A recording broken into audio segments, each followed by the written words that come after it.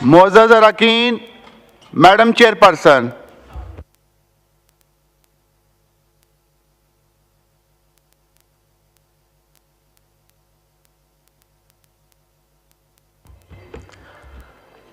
अऊज़ु बिल्लाहि मिनश शैतानिर रजीम।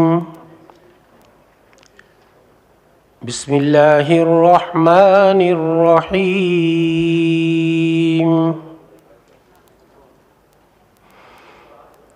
या अय्युहल्लज़ीना आमनू ला तुल्हिकुम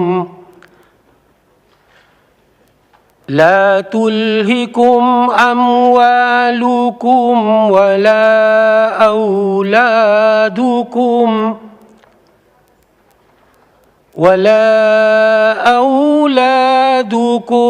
अन ज़िक्रिल्लाह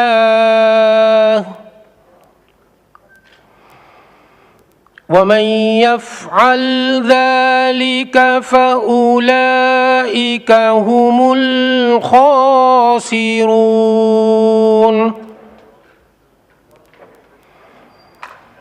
वअन्फ़िक़ू मिम्मा रज़क़नाकुम मिन क़ब्लि अन यअतिय अहदकुमुल मौत फ़यक़ूल रब्बि लौला अख़्ख़रतनी इला अजलिन क़रीब फ़अस्सद्दक़ वअकुम मिनस्सालिहीन।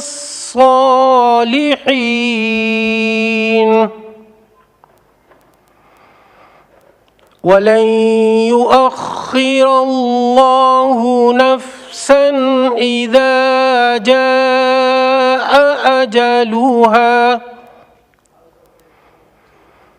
वल्लाहु ख़बीरुम बिमा तअमलून। सदक़ल्लाहुल अज़ीम। इन आयात करीमा का तर्जुमा।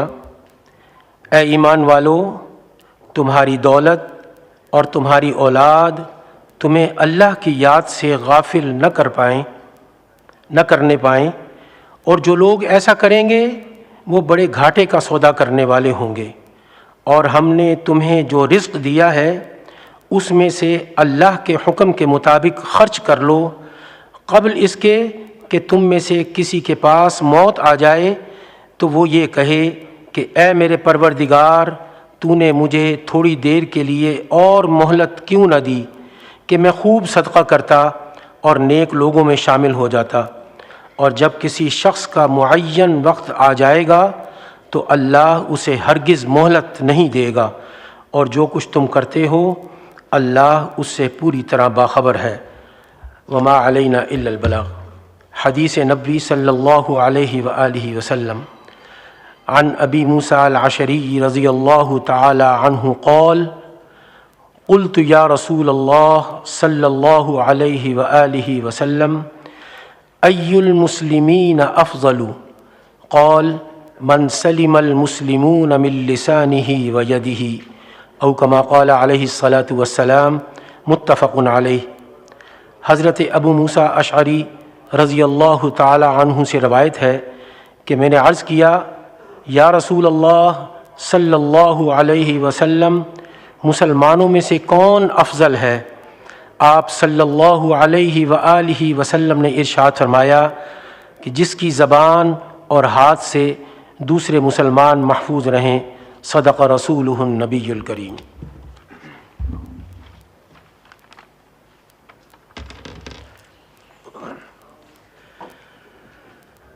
दिल में हो याद तेरी गोशाए तन्हाई हो, दिल में हो याद तेरी गोशाए तन्हाई हो, फिर तो खलवत में अजब अंजुमन आराई हो। दिल में हो याद तेरी, आज जो ऐब किसी पर नहीं खुलने देते,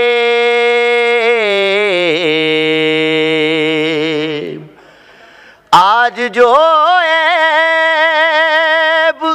किसी पर नहीं खुलने देते, कब वो चाहेंगे मेरी हश्र में रुसवाई हो, कब वो चाहेंगे मेरी हश्र में रुसवाई हो। दिल में हो याद तेरी, बंद जब ख्वाबे अजल से हो हसन की आँखें,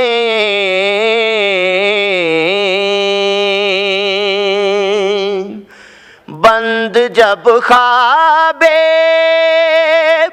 अजल से हो हसन की आँखें, उसकी नज़रों में तेरा जलवाए ज़ेबाई हो, उसकी नज़रों में तेरा जलवाए ज़ेबाई हो। दिल में हो याद तेरी।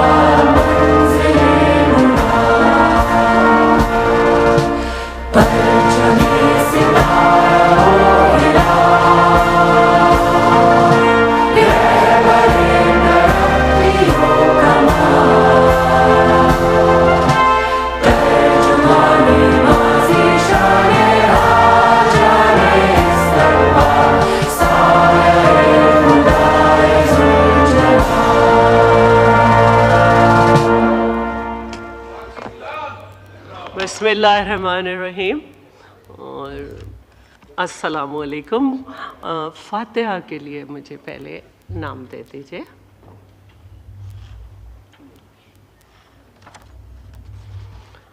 हमारी हरदिल अज़ीज़ MNA राना अंसार साहिबा के जवां साल बेटे शाहज़ेब का एक्सीडेंट में इंतकाल हो गया है। उनके लिए सूरह फातिहा और माँ के लिए सब्र के लिए दुआ करें। MNA मोहम्मद रज़ा हयात हराज साहब के वालिद मोहतरम इंतकाल फरमा गए। इन सब के लिए फातिहा की दरख्वास्त है।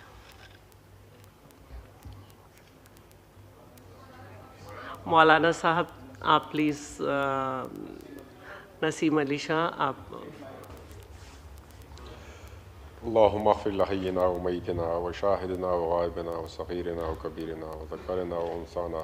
अल्लाहुम्मा मन अहयैतहु मिन्ना फ़अहयिही अलल इस्लाम व मन तवफ़ैतहु मिन्ना फ़तवफ़्फ़हु अल ईमान। आमीन बिरहमतिक या अरहमर राहिमीन। Question our.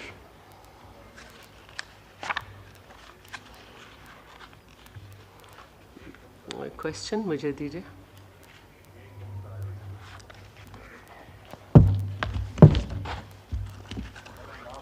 जी जी। मिस्टर मोहम्मद इलियास चौधरी।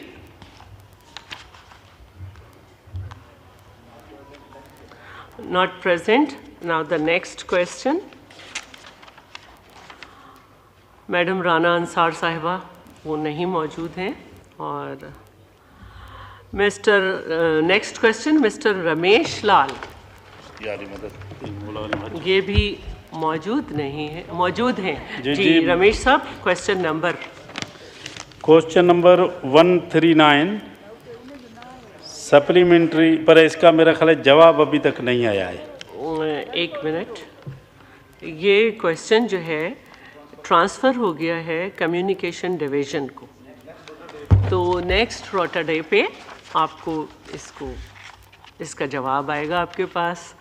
और नेक्स्ट क्वेश्चन भी आपका ही है, और क्वेश्चन नंबर आप पढ़िए जी। ये है, इसी में मैंने माइक आपका बंद था, ज़रा क्वेश्चन नंबर को दोबारा से 140 ये आंसर में भी टेकन एज रेड। मेरा क्वेश्चन ये है कि मैंने कहा था I-16 में मेट्रो बस का कोई कब तक इन्होंने जो है स्टार्ट करना है पब्लिक के लिए, ख़ास करके जो है मेरा ख्याल है 3-4 साल में कोई भी मेट्रो बस का कोई इन्होंने अभी तक कोई गैर है कोई चालू करने का, या क्या पब्लिक के लिए। थैंक यू जी। दार साहब, अता तारड़ जी। मैडम स्पीकर और मैडम स्पीकर कहते हमेशा खुशी होती है।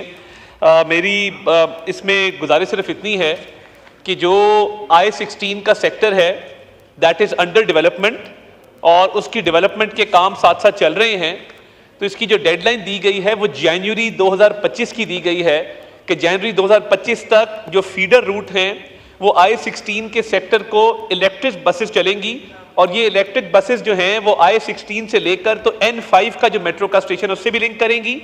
और मेट्रो के 2 रूट्स हैं मैडम स्पीकर, एक जो ऑलरेडी रावलपिंडी इस्लामाबाद का मेट्रो का ऑरेंज लाइन चल रही है, और एक जो ऑलरेडी एयरपोर्ट को कनेक्ट करती है वो दूसरी लाइन चल रही है, तो इन दोनों लाइंस को वो कनेक्ट करेगा।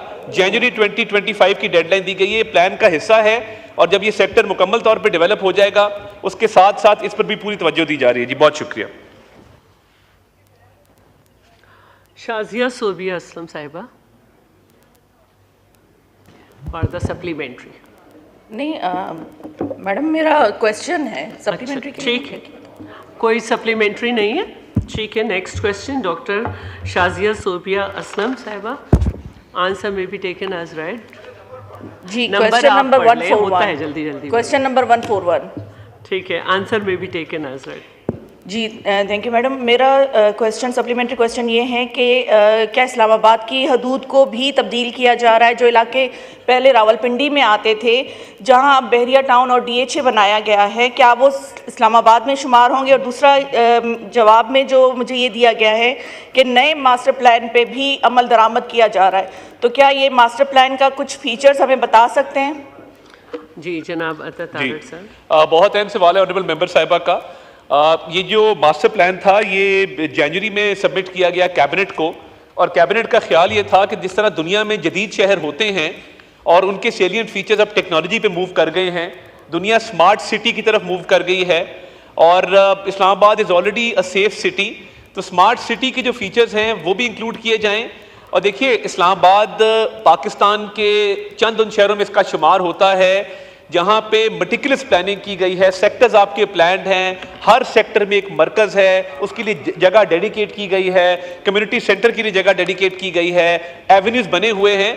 सो मास्टर प्लान दोबारा से जो रिवाइज़ होना था एज़ पर रूल्स, कैबिनेट ने उसमें ये कहा कि इंटरनेशनल लेवल के जो कंसल्टेंट्स हैं उनको हायर किया जाए और देखा जाए कि जो दुनिया में जो डेवलप ममालिक हैं उनके जो बड़े शहर हैं वहाँ पे क्या फैसिलिटीज़ अवेलेबल होती हैं और वहाँ के जो मास्टर प्लान्स हैं उसमें क्या क्या चीज़ शामिल होती है।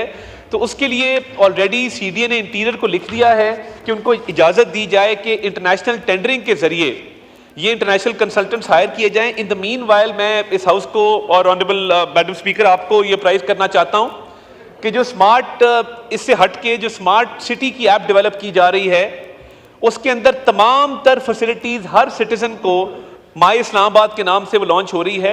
IT मिनिस्ट्री और CDA उसको मिलके कर रहा है इंटीरियर के साथ। तो उसमें हर फैसिलिटी इस्लामाबाद सिटी के हवाले से वो अवेलेबल होगी on the touch of a button. तो वो स्मार्ट सिटी का कॉन्सेप्ट भी लाया जा रहा है और कोशिश की जाएगी कि इंटरनेशनल कंसल्टेंट्स को जल्द हायर किया जा सके ताकि जो इस्लामाबाद की जोनिंग है कि IT पार्क बन रहा है, यहाँ पे एक नया hospital, state of the art cancer hospital बन रहा है, तो ये जो जोनिंग है और इसकी जो फर्दर प्लानिंग है उसको देख लिया जाए।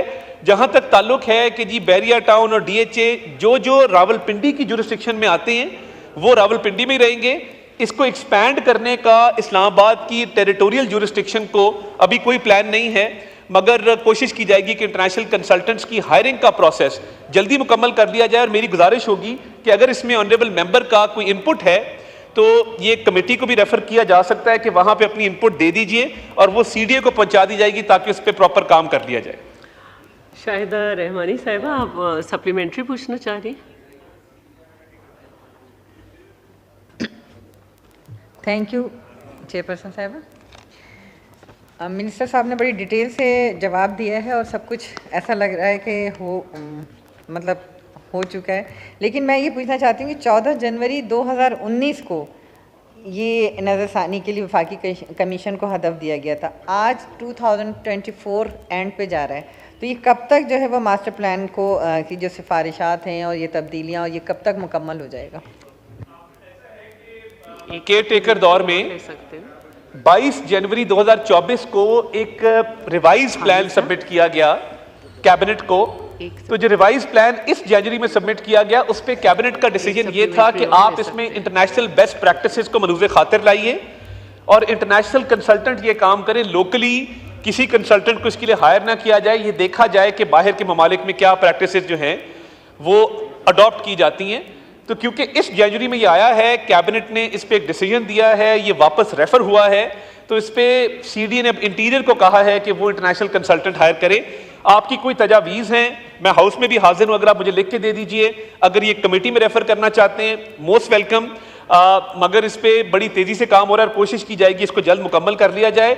और अगर स्मार्ट सिटी ऐप के हवाले से आपकी कोई सजेशंस हैं, they are also most welcome. ये state of the art app होगी जिसमें ना सिर्फ तमाम यूटिलिटी बिल्स पे हो सकेंगे बल्कि तमाम सर्विसेज जो सिटीजन्स को रिक्वायर्ड होती हैं वो एक ही ऐप के अंदर उसमें उसको एक्सेस दिया जाएगा।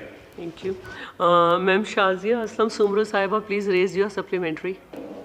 मैडम बस आपसे रिक्वेस्ट है कि आप रूलिंग दे दें कि ये क्वेश्चन जो है डिटेल में अगर डिस्कशन करनी है तो इसको कमेटी में रेफ़र कर दें। ठीक है, हम रेफ़र कर, ठीक है, this is refer to the committee for further explanation. May I have the attention of the house. The honorable members are informed that the students and the faculty members from the Muslim education system Khyber Pakhtunkhwa are sitting in the visitors family. We welcome them.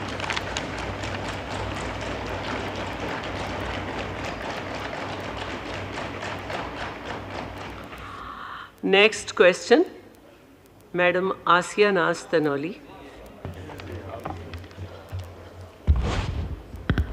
बिस्मिल्लाहिर्रहमानिर्रहीम, बहुत शुक्रिया madam speaker साहिबा।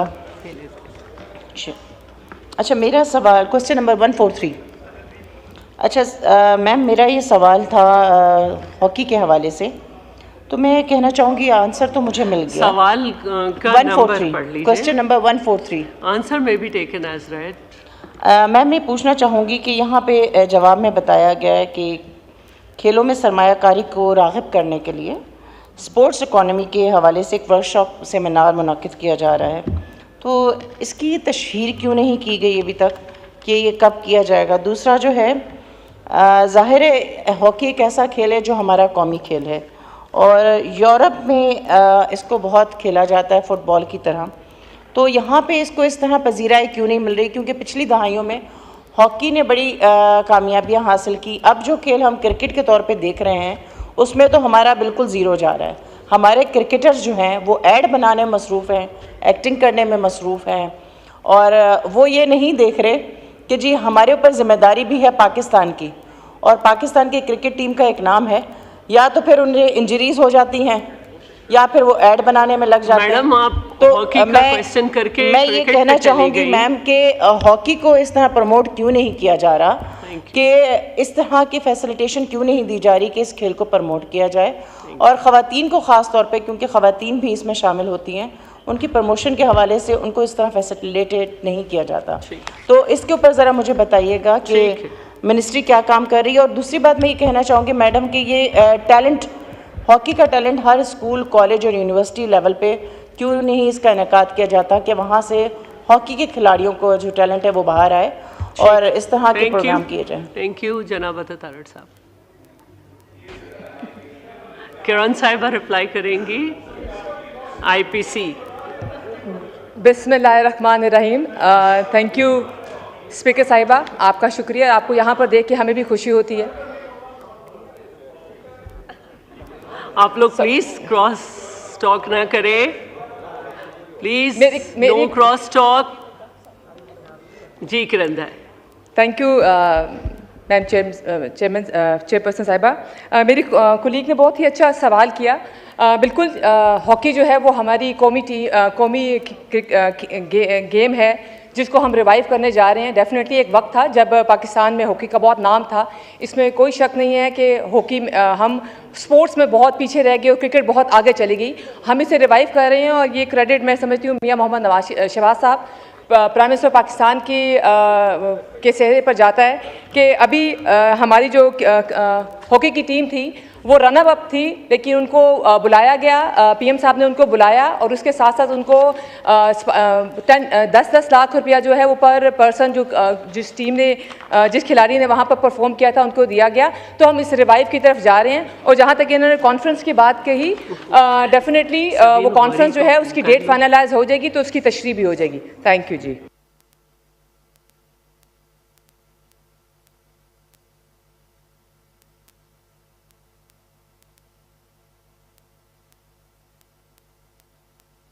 Mic बंद कर दिया आपने। अब्दुल कादिर पटेल साहब जी, आप मुझे नज़र आ रहे हैं। बहुत शुक्रिया मैडम स्पीकर। मैं अपनी मोहतरम पार्लिमानी सेक्रेटरी को थोड़ा सा इसमें ये बताना चाहूँगा और पूछना भी चाहूँगा। गुज़िश्ता हुकूमत जो थी सो कॉल उसको तो लीड कर रहे थे एक स्पोर्ट्समैन।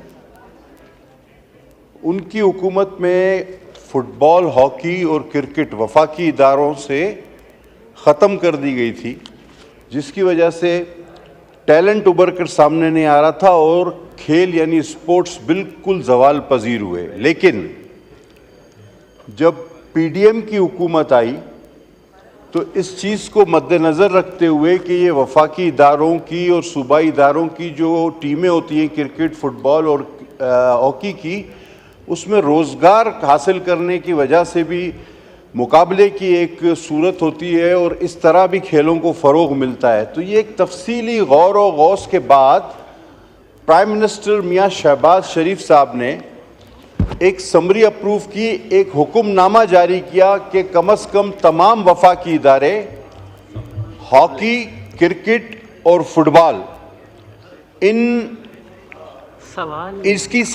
तीन खेलों की अपनी अपनी टीमें बनाएं। अब मैं अपनी बहन से ये पूछना चाहूँगा कि आया आईपीसी मिनिस्ट्री के थ्रू ये हुक्मनामा वज़ीर आज़म का किस हद तक इस पे अमल दरामद हुआ। हालांकि बंद जो किया था वो स्पोर्ट्समैन था और जिसने ये दोबारा शुरू कराया वो स्पोर्ट्समैन नहीं था।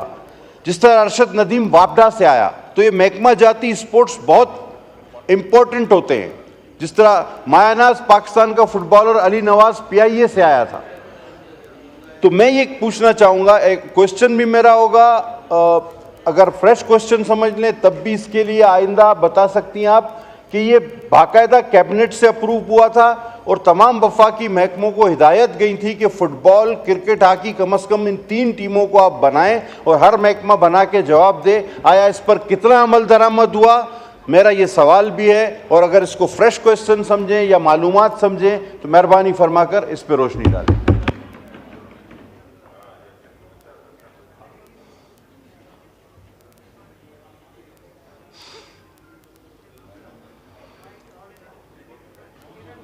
जी जी जी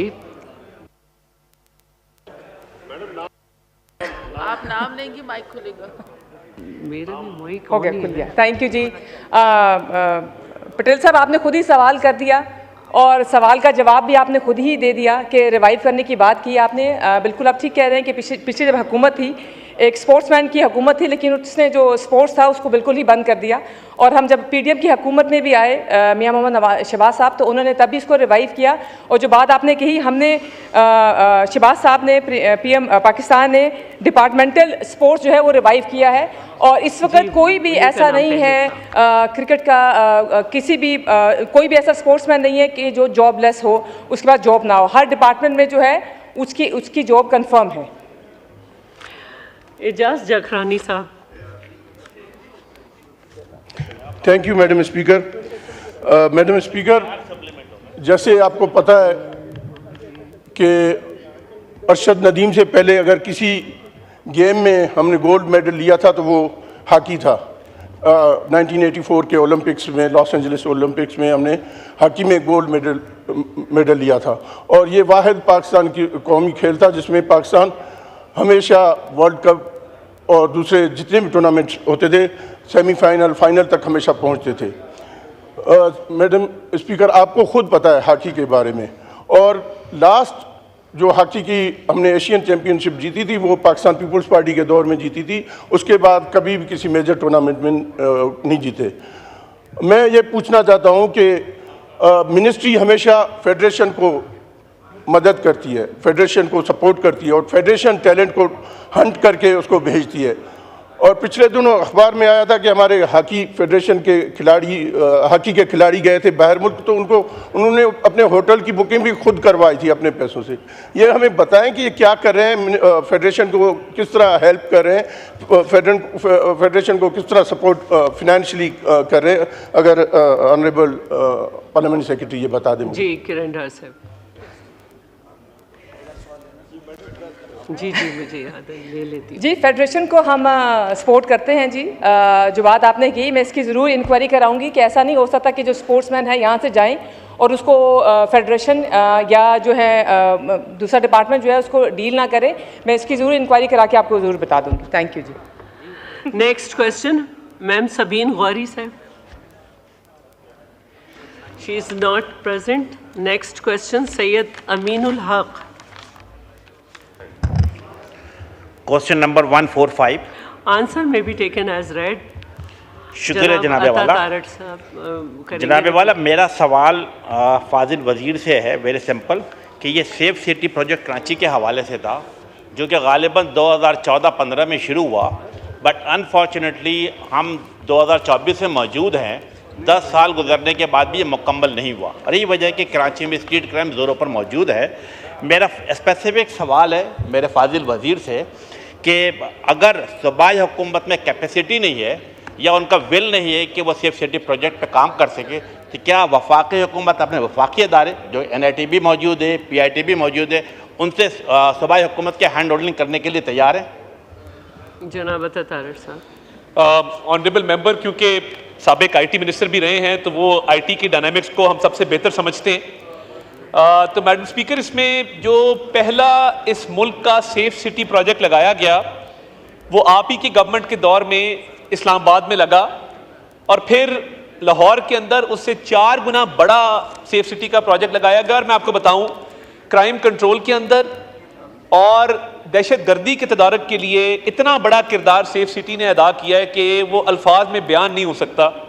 लाहौर में एक सुसाइड अटैक होता है, हमारे एक अफसर जो बड़े अरसा बलूचिस्तान पोस्टेड रहे, कैप्टन मुबीन शहीद, उनके उसमें वो शहादत हुई। उस वाक़े में सेफ सिटी कैमरास की मदद से lens by lens, frame by frame back track करते हुए हम उस सहूलत कार तक पहुंचे जो सुसाइड बॉमर को साइड पे लेके आया था, और उसके ज़रिए गिरफ्तारियां हुई और कैफरे किरदार तक इन लोगों को पहुंचाया गया। कराची के अमन के लिए, कराची में लॉ एंड ऑर्डर सिचुएशन को बेहतर करने के लिए, और मैडम स्पीकर अब तो फेशियल रिकग्निशन के फीचर्स आ गए हैं कि कोई भी बंदा गाड़ी में ट्रैवल कर रहा हो तो ये सेफ सिटी के मदद से आप ये ट्रैक कर सकते हैं कि वो कौन शख्स है, उसका फैमिली रजिस्ट्रेशन सर्टिफिकेट क्या है और उसका नाम, वल्दियत, तमाम डिटेल्स अवेलेबल होती हैं। ये प्रोविंशियल सब्जेक्ट है, मगर मेरा ये ख्याल है कि अगर इसमें हैंड होल्डिंग की रिक्वायरमेंट गवर्नमेंट ऑफ सिंध को है तो उसके लिए पंजाब सेफ सिटी अथॉरिटी के बिहाफ पे भी मैं ये बात यहाँ पे ऑथराइज्ड हूँ कहने के लिए कि वहाँ से भी भरपूर जो है वो हैंड होल्डिंग फराहम की जाएगी। और अगर NITB या वफाकी हुकूमत का कोई भी महकमा इसमें अपनी कोई सर्विसेज पेश कर सके, इसके लिए हम हाजिर हैं। मगर मेरा ये ख्याल है कि जितनी सेफ सिटी की ज़रूरत पेशावर में नंबर 1 और उसके बाद कराची के अंदर है, बाकी शहरों को इतनी ज़रूरत नहीं है। तो इसमें दोनों सूबाई हुकूमतों के नुमाइंदों को इस फ्लोर ऑफ द हाउस से ये हम पैगाम देना चाहते हैं कि इन दोनों प्रोजेक्ट्स के लिए वफाकी हुकूमत मुकम्मल तौर पे तैयार है, और हम इंशाल्लाह ताला जो हो सकेगा इसके लिए करेंगे। इससे हमारे शहरियों की ज़िंदगियां आसान होंगी, ज़िंदगियां बचेंगी, जो वारदातें होती हैं उसमें कमी आएगी। एक सप्लीमेंट्री बात अगर आप मुझे इजाज़त देंगी तो मैं करना चाहता हूँ स्पोर्ट्स के हवाले से। देखिए, इस वक्त हमारी क्रिकेट टीम ने एक टेस्ट मैच जीता, अगले टेस्ट मैच में बेहतर पोजीशन में है। हाउस से कोई ऐसी बात नहीं जानी चाहिए जिनसे उनका मोराल डाउन हो, हमें उनके पीछे खड़े होना चाहिए सियासत से हट के। और मैं ये समझता हूँ कि उनकी जो परफॉर्मेंस रही है, हम फ्लोर ऑफ द हाउस से भी उनको यहाँ से शाबाश दें। बहुत शुक्रिया जी। आगा सैयद रफ़ीउल्लाह। बहुत शुक्रिया मैडम स्पीकर, मैडम चेयरपर्सन। जिस तरह मेरे भाई अमीनुल हक भाई ने क्वेश्चन किया, बड़ा ज़बरदस्त क्वेश्चन था, लेकिन फाजिल मिनिस्टर जो है वो सियासत की नज़र कर जा रहे हैं बार बार। उनके आंसर में मुझे जो सियासी स्मेल है वो ज़्यादा थी। नहीं, आप छोड़े ना, जो क्रेडिट आप दे रहे। अल्हम्दुलिल्लाह कराची में सेफ सिटी पर काम हो रहा है और चल रहा है, और बाकायदगी से हर जगह पोल लग रहे हैं।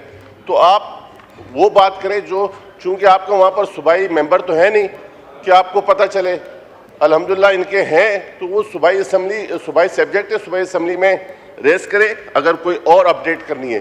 बहरहाल काम उस पर सेफ सिटी में कराची में चल रहा है। जनाब नबील अहमद गबोल साहब, क्यों? इसके बाद आप पूछिएगा, ज़रा ये रिप्लाई कर दें। अब जो नाम यहाँ है मैं उसी की तरतीब करती हूँ जी। अभी जवाब देने दें। इसका 5.6 अरब रुपया सिंध गवर्नमेंट ने मुख्तस किया था। मैं थोड़ी तैयारी करके आता हूँ चीज़ों पे, थोड़ा इंफॉर्मेशन मिनिस्टर के तौर पे मेरी ये जॉब है कि मैं इंफॉर्मेशन रखूँ हर चीज़ की। अभी जो मैंने तो कहा है कि पहला सेफ सिटी, आप तो पायनियर है सेफ सिटी के, आपकी गवर्नमेंट ने इस्लामाबाद में पहला सेफ सिटी मुल्क का लगाया है। उस बात को अप्रिशिएट भी करें कि मैं तारीफ भी कर रहा हूँ। मगर देखिए 5.6 अरब रुपया मुख्तस किया गया, 43 पोल अब तक लग चुके हैं। मगर इसमें मेरी गुजारिश ये होगी कि अगर किसी से मदद ले ली जाए तो इसमें बुरी बात नहीं है। मैं तो एक दोस्त की तरह दोस्ती का हाथ बढ़ा रहा हूँ कि जो मदद आपको रिक्वायर्ड है, टेक्निकल को आपको मदद रिक्वायर्ड है, हम वो देने को तैयार हैं। नबील अहमद गबोल साहब। Thank you. मैं सर इनका नाम पहले आया। हाँ, लेकिन नाम पहले जी, जरा एक दूसरे से बातें कर रहे हैं। ये ऐसा लग रहा है कि पहली दफ़ा असेंबली के मेंबर बने और लग रहे हैं कि मोंटेसरी के बच्चे बैठे हुए हैं यहाँ पर। आई एम सॉरी टू से, एक दूसरे के साथ क्रॉस टॉक करते हैं तो फिर वो मेरा रिदम जो है टूट जाता है, मोशन टूट जाता है। और चूंकि मैं अपनी कराची के अब आप देखें तो बार बार रिदम तोड़ रहे तो मैं क्या कर सकता हूँ। अब मैं क्या बात करूं? Order in the house. नहीं, मैं जैसे आप सप्लीमेंट्री क्वेश्चन करें नबील साहब। नहीं, क्वेश्चन मेरा सप्लीमेंट्री है, पिछले वाले के साथ भी और इसमें भी और आने वाले में भी, क्योंकि आज हम खुशनसीब हैं कि स्पोर्ट्स के हवाले से अब ये रूल के खिलाफ कौन कह रहा है? हमारे अपने ही अगर आस्तीन के सांप होंगे तो आदमी बाहर सांप कहाँ ढूंढेगा? अपने ही अगर आस्तीन के सांप होंगे, अभी मुझे बोल रहे अपने ही पार्टी का बंदा नहीं दे रहा तो मैं क्या करूं?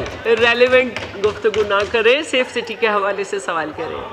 नहीं, मेरा बड़ा इम्पोर्टेंट है, मेरा इम्पोर्टेंट है कि सप्लीमेंट्री मैं पूछना चाहता था, पिछला जो गुजर गया उसमें भी आपने मौका नहीं दिया। अभी भी सेफ सिटी, देखिए मेरी सुने, जो ये सीट है ना जिसमें आप बैठी है, इसमें आप कुछ भी इजाजत दे सकती हैं।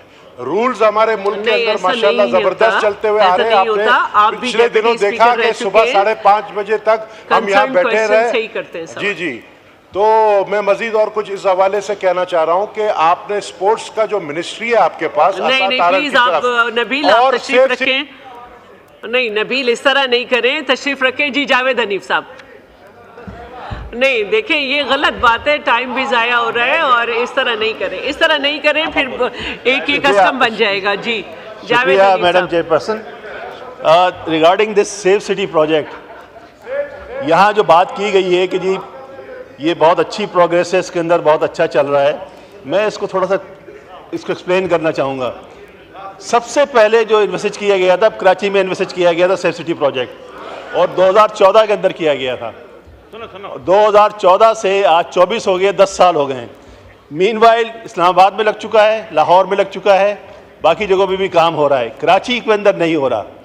कराची में अभी भी जो ये बात की गई कि ये शुरू कर दिया गया है, शुरू क्या किया गया है? रेड जोन जो है हमारा, जो 4-5 स्क्वायर माइल के एरिया में, उसके अंदर शुरू किया गया है।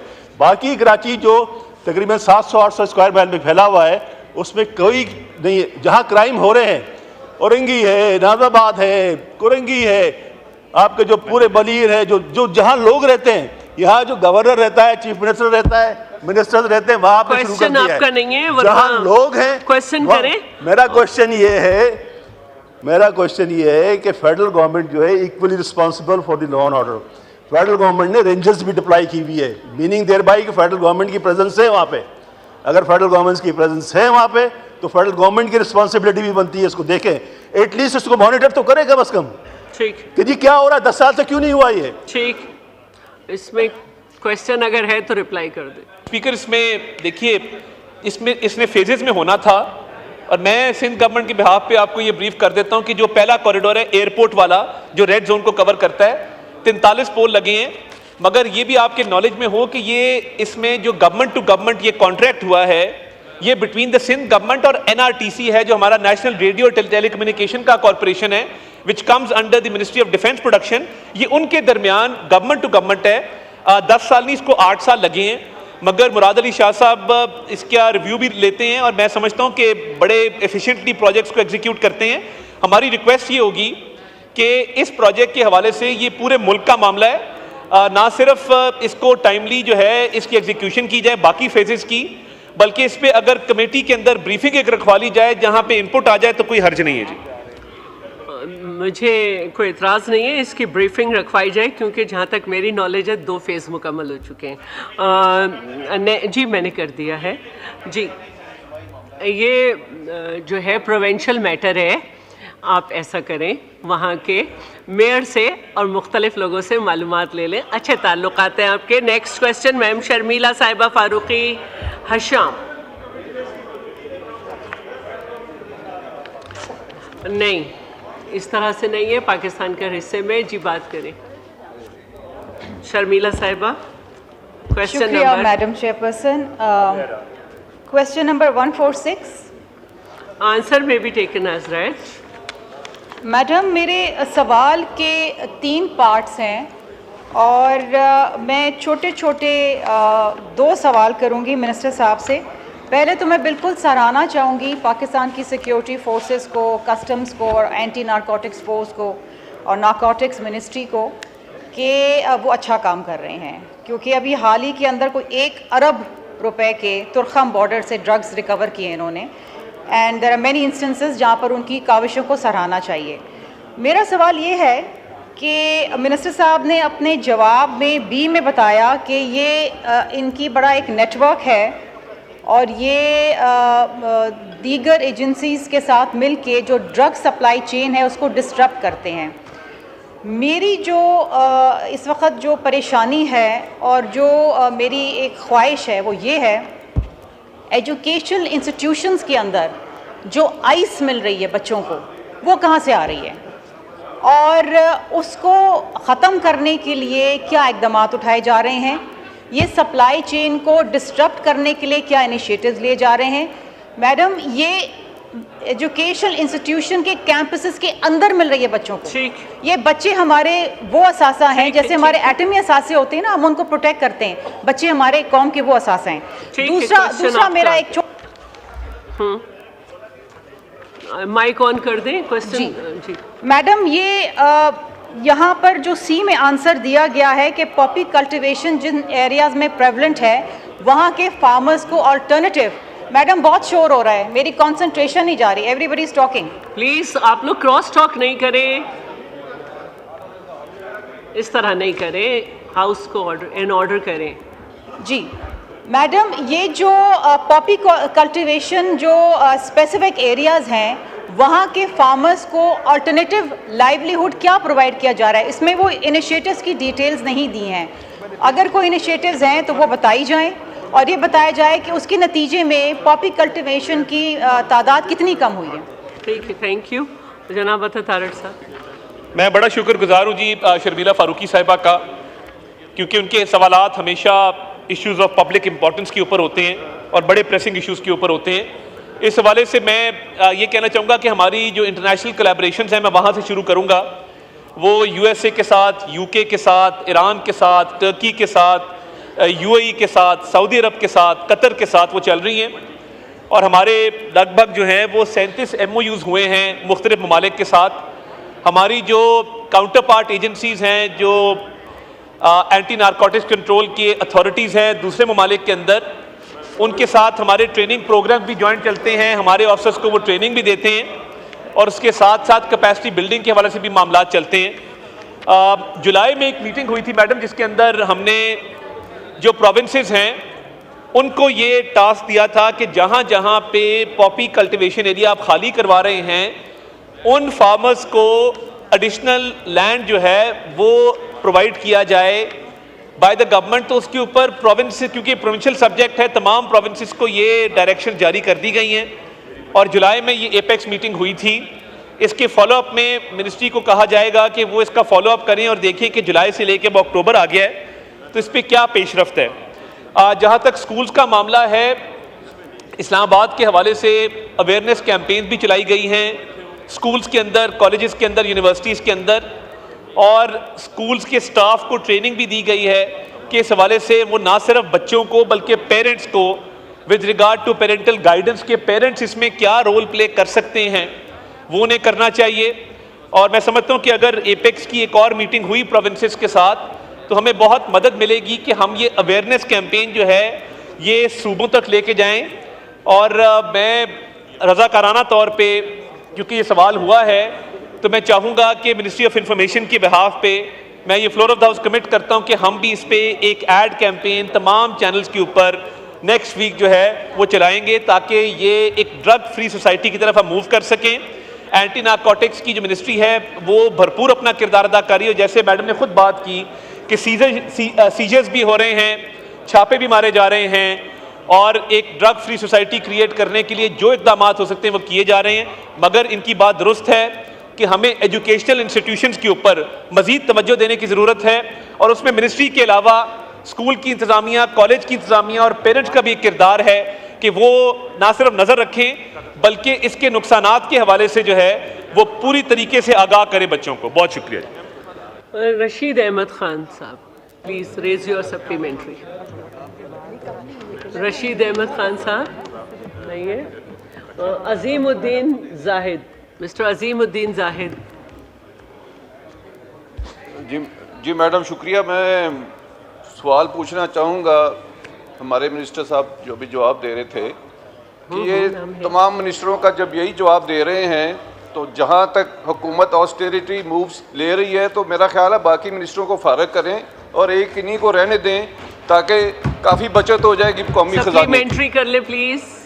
और क्वेश्चन दूसरा क्वेश्चन ये है कि मैडम जब हमारे यहाँ कोई आम एक मुल्ज़म पकड़ा जाता है, छोटा मुल्ज़म, तो पुलिस उसका ट्रेस करती है कि इसने अपना सामान कहाँ बेचा है, ये कहाँ से ले रहा था और किधर गया।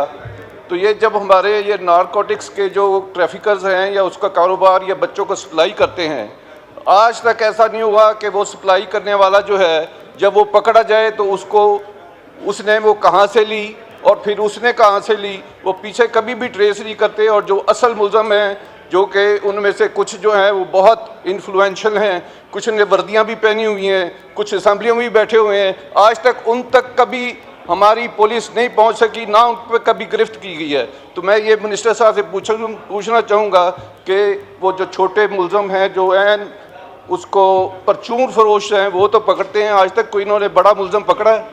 जी सवाल लिए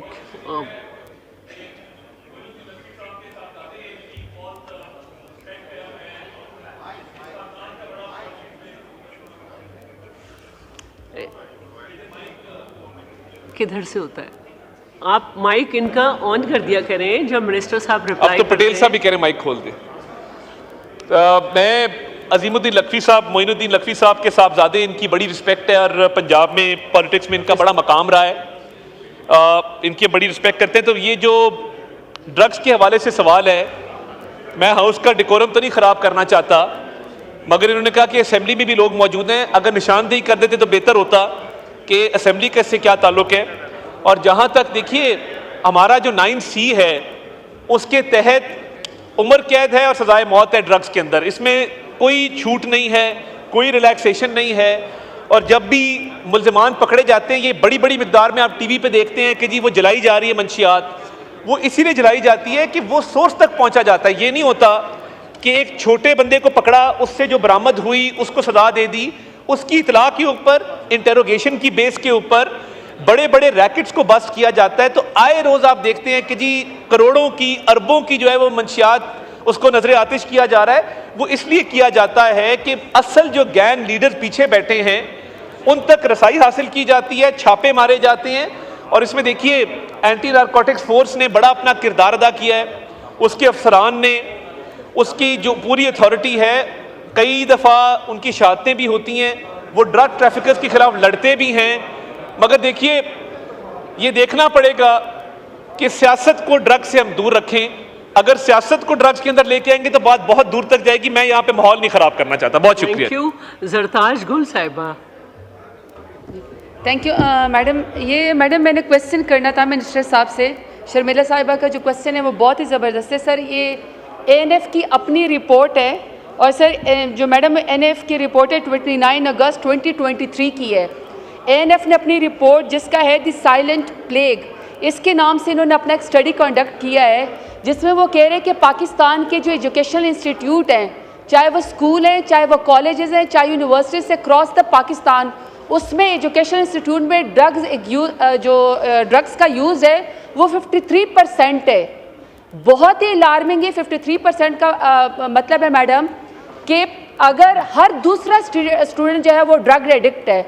मिनिस्टर साहब ने कहा कि हम अवेयरनेस कैंपेन करेंगे पेरेंट्स के साथ, टीचर्स के साथ, लोगों के साथ, बिल्कुल ठीक है, लेकिन मैडम जो इंस्टीट्यूशन के अंदर बच्चे आ जाते हैं वो सोल रिस्पॉन्सिबिलिटी इंतज़ामिया की, एजुकेशन यूनिवर्सिटीज़ की, उनके मिनिस्ट्रीज़ की और गवर्नमेंट की है। वालिदैन की जिम्मेदारी जो है वो घर तक है।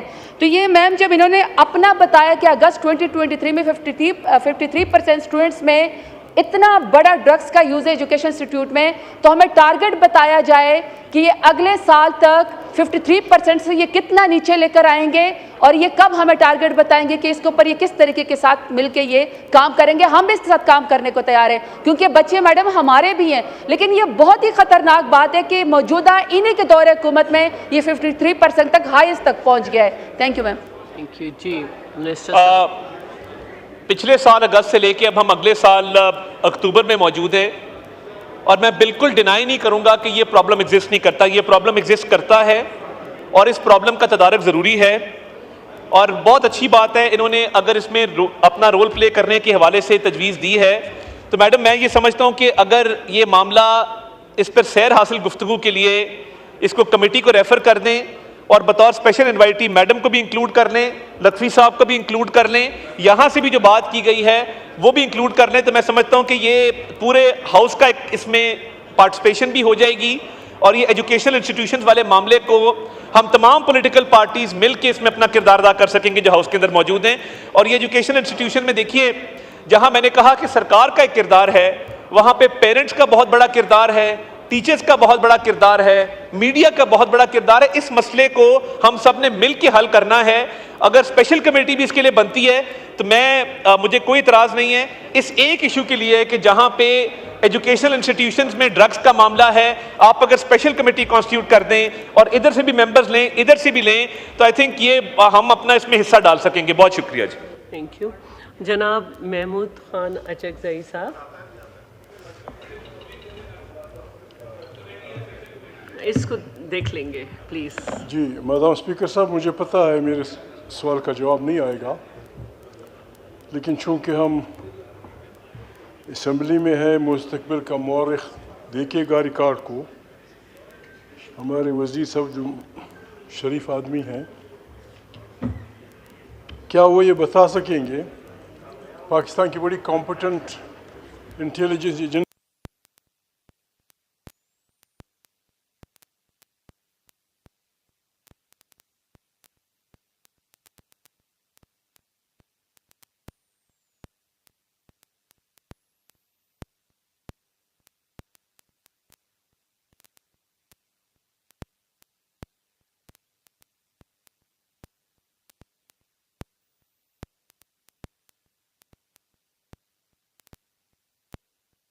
मैंने पहले कहा कि मैं कोई ऐसी स्टेटमेंट नहीं देना चाहता। देखिए, पहले ही इस हाउस से एक स्टेटमेंट PIA के हवाले से गई जिसने मुल्क के तशख़्ख़ुस को भी ख़राब किया और अरबों रुपए का नुकसान किया।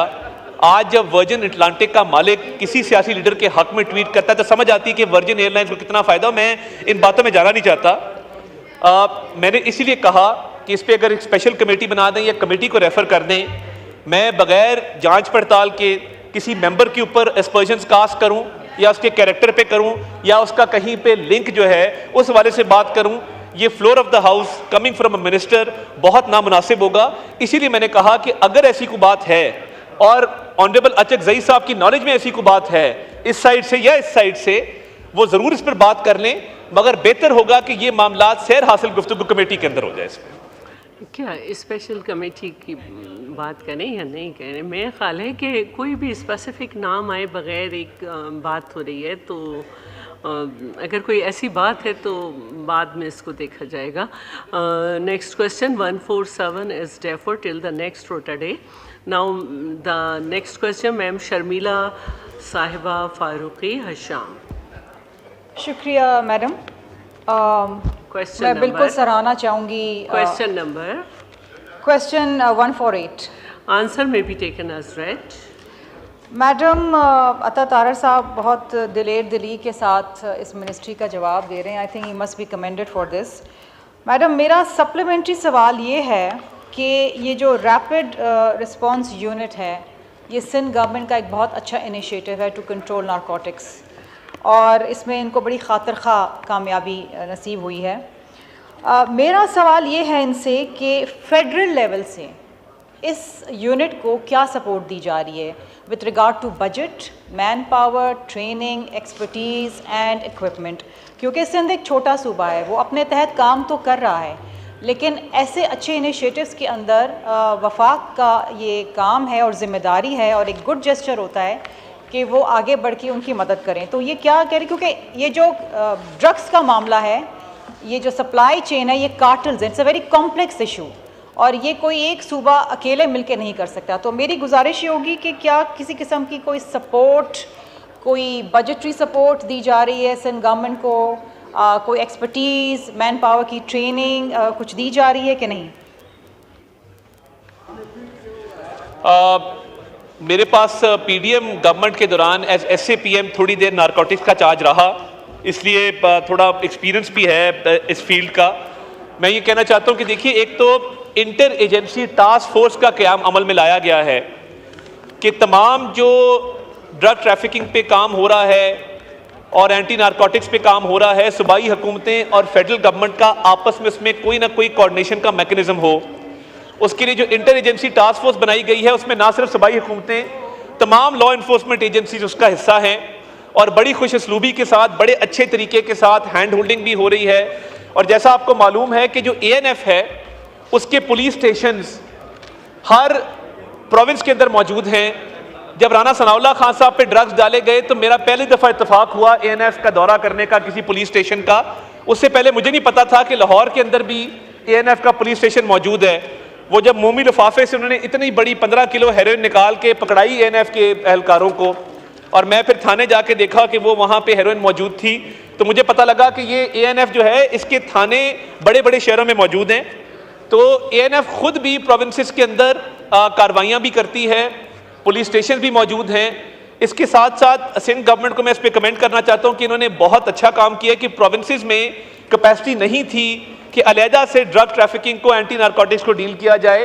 तो जो इनको रिक्वायरमेंट होगी कैपेसिटी बिल्डिंग के हवाले से फेडरल गवर्नमेंट उसके लिए हाजिर है, मगर इंटर एजेंसी टास्क फोर्स के अंदर बहुत सारे मामला जॉइंटली भी कंडक्ट हो रहे हैं, रेड्स भी कंडक्ट हो रहे हैं, जॉइंट ऑपरेशन भी कंडक्ट हो रहे हैं।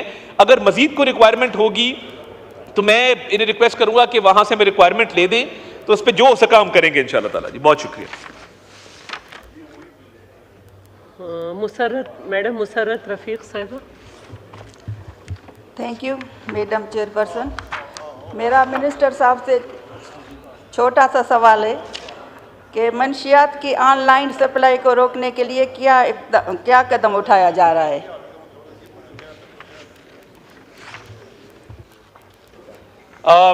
इसके ऊपर मैं पहले अर्ज कर चुका कि जब ये आप रोज़ टीवी पे देखते हैं कि बहुत बड़ी मिकदार में नारकोटिक्स को जलाया जा रहा है, छापों के दौरान रिकवर किया जा रहा है, सीज किया जा रहा है, चाहे वो अंदरूने मुल्क हो या वो बॉर्डर क्रॉसिंग पे हो या वो एयरपोर्ट्स के ऊपर हो, तो इस पे जो इंटेरोगेशन की जाती है, इन्वेस्टिगेशन की जाती है, उसके लिए स्पेशलिस्ट इन्वेस्टिगेटर्स ANF में मौजूद हैं।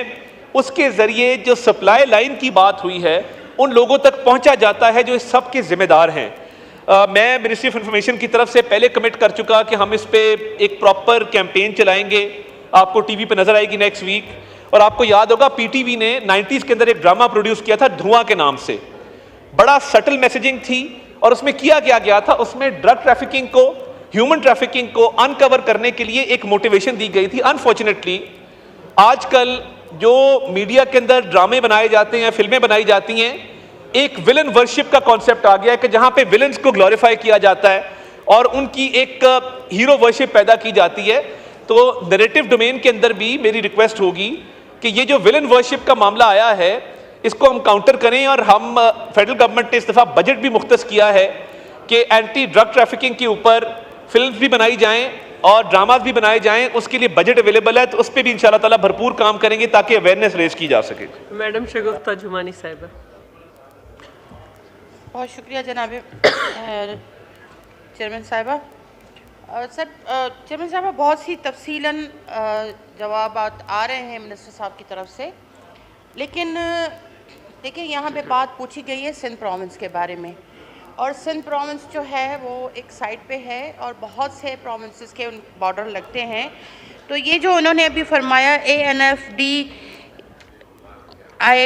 IATF, ये जो एजेंसीज़ हैं ये फेडरल गवर्नमेंट के अंडर में आती हैं, तो ये क्या कर रही हैं वहाँ पर? आपने जैसे अभी जिक्र किया राना सनाउल्लाह साहब का कि जब उन पे हीरोइन का केस डाला गया तो आपने खुद जाके देखा कि इतनी बड़ी गठड़ी जो है वो हीरोइन की वहाँ मौजूद थी। वो कहाँ से आई थी? वो कहाँ से आई थी? और आप बार बार इस चीज़ का जिक्र कर रहे हैं कि जी मंशियात को जलाया जाता है, मंशियात को जलाया जाता है, तो मेरे ख्याल में 1/4 भी नहीं जलाई जाती, 1/3 से ज़्यादा तो छुपाई जाती है और 1/4 जो है उसको जला के लोगों को बेवकूफ़ बनाया जाता है। तो इतनी सारी एजेंसीज़ मौजूद हैं, उसके बावजूद भी हमारे जो रेस्टोरेंट्स हैं, जो क्लब्स हैं, बच्चों के स्कूल की अभी बात हुई और ख़ास तौर पे बच्चों के स्कूलों में ये मंशियात जो है वो अपने जंबे गाड़ चुकी है। तो हुकूमत क्या कर रही है? प्रोविंसेस क्या कर रहे हैं, हुकूमत क्या कर रही है। जहाँ पे अगर आप पुलिस की बात करें तो जहाँ अच्छे लोग हैं, शहादतें भी उनको मिलती हैं, वो बेचारे अपनी जानों से भी जाते हैं, लेकिन वहाँ पे कुछ काली भेड़ें भी हैं जो इन चीज़ों में मुलविस हैं। तो आज तक ऐसी काली भेड़ों के खिलाफ क्या इक़दाम हुए हैं? और ये जो फेडरल गवर्नमेंट का इदारा है, ये उसको निभाना चाहिए। तो क्या ये फेडरल गवर्नमेंट के ये दो इदारे जो हैं वो प्रोविंसेस में अपना काम सही तरह कर रहे हैं, या सिर्फ सियासी शख्सियात को सबोटाज करने के लिए उन पर मंशियात डाली जाती है? Thank you. जी मिनिस्टर सर। देखिए, जो पाकिस्तान के अंदर एक तारीख है एंटी नारकोटिक्स की। पहला जो पाकिस्तान एंटी नारकोटिक्स बोर्ड बनाया गया था 1957 में बनाया गया था। फिर 1970s के अंदर उसकी रिकॉन्स्टिट्यूशन हुई, उसकी तश्कील नौ हुई, और फिर इवेंचुअली हम एंटी नारकोटिक्स फोर्स जो है बड़ी फाल फोर्स है। और देखिए, दुनिया के ममालिक तारीफ करते हैं, बड़ी प्रोफेशनल फोर्स है। मैं नहीं चाहता कि मैं जो इन्होंने राना सनाउल्लाह साहब वाली बात की, देखिए वो अभी मौजूद नहीं है, जिन साहब ने कसम खाई थी या जिन्होंने अरेंज की होगी मैं नहीं जानता, मगर ये जो प्रोविंसेस के अंदर सेटअप मौजूद है ये 18th अमेंडमेंट से पहले का मौजूद है, और ये पूरे पाकिस्तान में कार्रवाइयाँ की जाती हैं, और पूरे पाकिस्तान में एक बहुत फाल सिस्टम है। और देखिए, ANF की प्रॉपर रिक्रूटमेंट बगैर सिफारिश के मेरिट के ऊपर भर्ती होते हैं। जो सिविल साइड से असिस्टेंट डायरेक्टर, डिप्टी डायरेक्टर्स लिए जाते हैं, जो फौज के अफसरान, अभी एक सर्विंग मेजर जनरल जो हैं वो DG एंटी नारकोटिक्स फोर्स के। तो बड़ी प्रोफेशनल फोर्स है, मेरिट पे काम कर रही है, अच्छा काम कर रही है। और प्रोविंसेस के पास जब ये 18वीं तरमीम के बाद मामला आया तो ये प्रोविंसेस की जिम्मेदारी थी कि वो अपनी कैपेसिटी बिल्डिंग करते और अपनी अपनी नारकोटिक फोर्सेस जो हैं वो खड़ी करते इन कोऑर्डिनेशन विद ANF। अब जो हमने इंटर एजेंसी टास्क फोर्स बनाई है उसका मकसद यही है कि प्रोविंसेस के साथ मिलकर इस मामले को देखा जाए, इसका तदारक किया जाए, और इंसदाद मंशियात के लिए तमाम जो गवर्नमेंट्स हैं वो सूबाई हों, फेडरल हों, ये हम सब का मसला है। हम सब के बच्चे इस माशरे में रहते हैं, तो हम अपना किरदार अदा करें और मुकम्मल तौर पे इसके खात्मे के लिए जो हो सके वो रिसोर्सेज भी मुहैया करें, कैपेसिटी बिल्डिंग भी करें, ट्रेनिंग्स भी करें, अवेयरनेस प्रोग्राम्स भी रेज करें। जी बहुत शुक्रिया। Thank you. Next question doctor Shazia Subia Aslam Soomro. दो क्वेश्चन हो गए लेकिन ठीक है, दो सप्लीमेंट्री हो गए, लेकिन आप बात करें। मस्ती खेल साहब। मैं अपने छोटे भाई की तवज्जो दिलाना चाहता हूँ कि चेयरपर्सन साहबा, चूँकि मैं भी 2003 में पार्लिमानी सेक्रेटरी था इंटीरियर का, तो ये नार्कोटिक्स भी उसका हिस्सा थी। उस बाद में ये न्यू मिनिस्ट्री बन गई थी जी। तो अभी मेरे छोटे भाई फरमा रहे थे कि राना सनाउल्लाह के ख़िलाफ़ जब ज़्यादती की गई तो हम चंद लोगों में से मैं भी शामिल था जिसने असम्बली के फ्लोर पे खड़े होकर उसकी मजम्मत की थी। तो अभी राना साहब जो हैं अल्हम्दुलिल्लाह बफज़ल खुदा वो रिहा हो गए हैं, बरी हो गए हैं, मुझे नहीं पता। रिहा तो हो गए थे, बरी हो गए, मुझे नहीं पता। लेकिन उस पे जिन्होंने डाली थी, रिकवरी डाली थी, उन पे केसेस बने थे, चालान सबमिट हुए थे।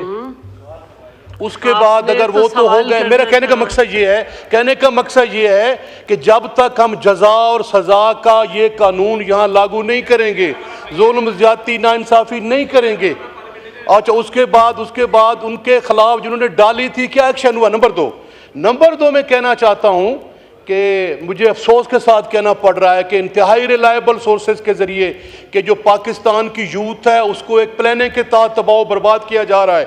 और आइस जो है वो कौन सी यूनिवर्सिटी कॉलेज है जिसमें राज नहीं है और कोई रोकने वाला नहीं है। और तीसरी जो अहम बात है कि आपने पोपी को तो यहाँ पे कानून साजी करवा दी है जी, जो पोस्ट हो जिससे ये चीज़ें बनती हैं, और इधर हम रोक रहे हैं वहाँ पे। और मैं बड़े आला ज़राए से आपको बता रहा हूँ कि बड़े हाई लेवल से स्टैंडिंग कमेटी को मजबूर किया गया कि आपने ये बिल जो है हर हालत में पास करवाना है जी। थैंक्स वेरी मच जी। थैंक यू जी। सनाउल्लाह खान मस्ती खेल साहब से मेरा 16 साल का ताल्लुक़ है, को आज का ताल्लुक़ नहीं है। 2009 से हमारे भाई हैं और मुझे खुशी होती, मुझे अपना छोटा भाई कहते हैं। देखिए, जो मलिशियस या फॉल्स प्रोसिक्यूशन है कानून के अंदर उसकी सज़ा मौजूद है, और अगर सिर्फ ANF की ओनरशिप होती तो क्या ही अच्छा होता। अगर एक मिनिस्टर साहब बैठ के उस वक्त के प्रेस कॉन्फ्रेंस ना करते, देखें वो यहाँ मौजूद नहीं है, उनकी गैर मौजूदगी में मैं कोई बात नहीं करना चाहता, मगर पॉलिटिकल ओनरशिप थी कि उन मिनिस्टर साहब ने प्रेस कॉन्फ्रेंस भी की, इस फ्लोर ऑफ द हाउस कहा कि जान अल्लाह को देनी है, ये बिल्कुल ठीक केस है। तो मैं ये समझता हूँ कि फॉल्स प्रोसिक्यूशन के हवाले से मामला अदालत के अंदर ऑलरेडी मौजूद है, उनकी जो एक्विटल है, बाकी मामलात हैं, तो ये फॉल्स और मलिशियस प्रोसिक्यूशन उसके साथ लिंक्ड है। बाकी जो एजुकेशनल इंस्टीट्यूशंस की बात की गई है, मैं बिल्कुल उस पर जो स्पेशल कमेटी की मैंने रिक्वेस्ट की है वो इसीलिए की है कि ज़रदाद गुल साहिबा ने बात की, सनाउल्लाह खान मस्ती खेल साहब ने बात की, इस साइड से बात आई, आपके ऑनरेबल मेंबर्स ने बात की, तो कोई हर्ज नहीं है कि अगर इसके तदारक के लिए, और जिस तरह महमूद खान अचकज़ई साहब ने नाम तो नहीं लिया बट उन्होंने कहा जी लोग मौजूद हैं, सियासी बैकिंग होती है, तो अगर एक कमेटी बन जाए और इसका तदारक कर लेता तो बहुत अच्छा है। मगर ये जो इन्होंने कानून साजी की बात की, दुनिया के अंदर इंडस्ट्रियल यूजेस हैं और मेडिसिनल यूजेस हैं कि अब जो दवाइयाँ बनती हैं या पार्किंसंस के इलाज के लिए अगर कैनबिस ऑयल यूज़ होता है तो ये कैंसर की ट्रीटमेंट के लिए कीमोथेरेपी की बजाय कई लोग प्रेफर करते हैं कि वो कैनबिस ऑयल की तरफ मूव करें। दुनिया के अंदर प्रैक्टिस है। तो मैं ये समझता हूँ कि जो कानून साजी की गई है, इंडस्ट्रियल यूजेस दुनिया कर रही है, जो मेडिसिन के लिए यूज़ है वो दुनिया कर रही है, तो उसकी रूल्स और रेगुलेशन बन जाए, उसमें कोई हर्ज नहीं है। मगर एजुकेशनल इंस्टीट्यूशंस के हवाले से एक कमेटी को या रेफर कर दें या कमेटी बना दें ताकि पूरा हाउस इसमें अपनी इनपुट दे सके। बहुत शुक्रिया जी। थैंक यू अता तारड़ साहब। स्टैंडिंग कमेटी ऑलरेडी मौजूद है, अगर हम हर चीज़ पे स्पेशल कमेटी बना देंगे तो स्टैंडिंग कमेटीज़ क्या करेंगी। तो आपके जो ये क्वेश्चंस हैं उनको स्टैंडिंग कमेटी में भेज दें। तो और मैं रेफ़र करती हूँ ये तमाम आपकी जो सारी मालूमात हैं, आपके जो क्वेश्चंस हैं, जो आप क्वेरी है स्टैंडिंग कमेटी।